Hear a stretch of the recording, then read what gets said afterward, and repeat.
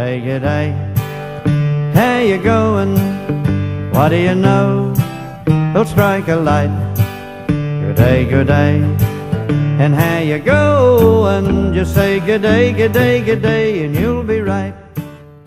Now we come to the portion of the service before we do our Bible study that we address some end times news and trends that are happening as it relates to Bible prophecy. And if you've been paying attention to the news within the last 24 hours, almost 48 hours, things are escalating big time in Israel right now. With the Israel strike the Iranian targets in Syria. There's 12 different targets they got, but they also shot down an Israeli F-16 aircraft. And so the tension is mounting big time over in that region. And it's always been tense, but we're seeing more and more activity taking place. Potential of Damascus being ruined, as Isaiah 17 talks about. We're seeing things are gearing up, as Ezekiel 38 talks about, with Russia. Russia was a part of the shooting down with the Iranian, military against the Israeli aircraft. But things are just lining up ever so closely and ever so quickly there in Israel. There's also some of the Russian troops that were involved in the Iranian-Syrian clash with Israel. So again, we're seeing this on a daily basis, on a weekly basis. It's getting more intense to see eventually there will be an all-out war taking place.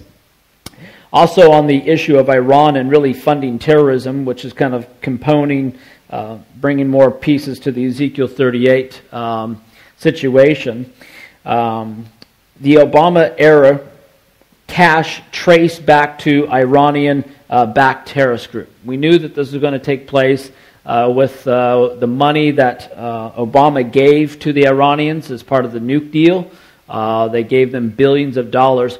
All that went back to funding terrorism and also their weapons and military arsenal. So there's a lot of speculation, but it's now been intelligence have been tracing it, and they found out where it was going to and how it got there. So this is one of the reasons why Trump was going to get out of the deal. Not only is it a horrific deal in giving Iran the nuclear weapons that they've been wanting for, but now they've also got the money to support it as well, and also to support the terrorism that goes with it.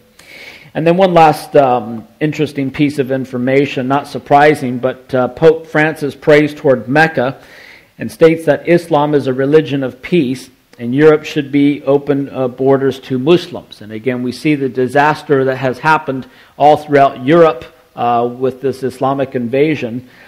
But someone like him, and it just kind of gets me to thinking, and just more of a speculation, that he could be that false prophet in the end times, as it talks about in Revelation 17, that leads the one world religion.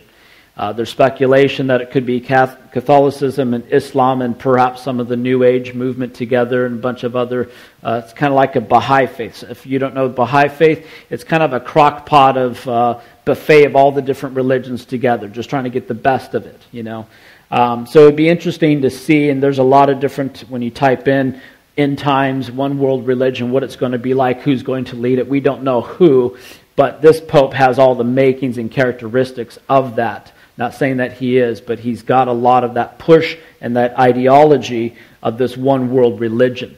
So just something to pay attention to, just to be aware of. But again, our eyes are always on Jesus Christ. We stay in His Word, but we need to be watchful and informed on what's going on. Amen? And that concludes the update.